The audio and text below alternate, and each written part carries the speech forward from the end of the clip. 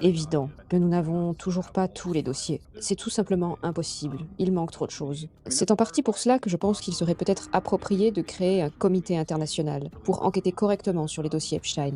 Et je vais en parler à certaines personnes, car nous devrions avoir des experts qui évaluent des preuves spécifiques, puis les mettent en relation, afin d'établir des chronologies, des personnages, des événements, des accords et d'autres éléments de ce type, et d'essayer d'y voir plus clair. À cet instant, l'image que je vois est quelque chose qui se situe à l'intersection de la finance, du crime et du renseignement. Voyez-vous quelque chose de différent? Non, non, je vois des intersections et je vois aussi que cela transcende les clivages politiques. Au début, il y avait beaucoup plus de démocrates que de républicains impliqués. Et il semble que les républicains soient également impliqués. Steve Bannon, nous avons les frères Koch.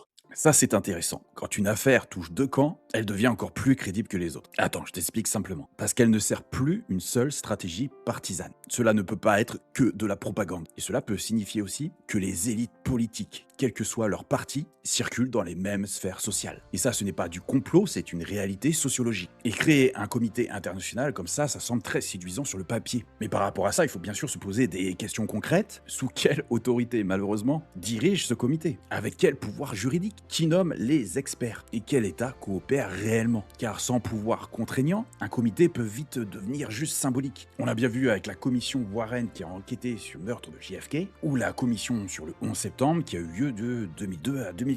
Et les deux conclusions de ces deux commissions n'ont pas vraiment fait avancer le débat, et se sont même rapprochées encore plus de la première version officielle. Alors pour toi, faut-il créer un comité international? Allez, tu me dis ça dans les commentaires.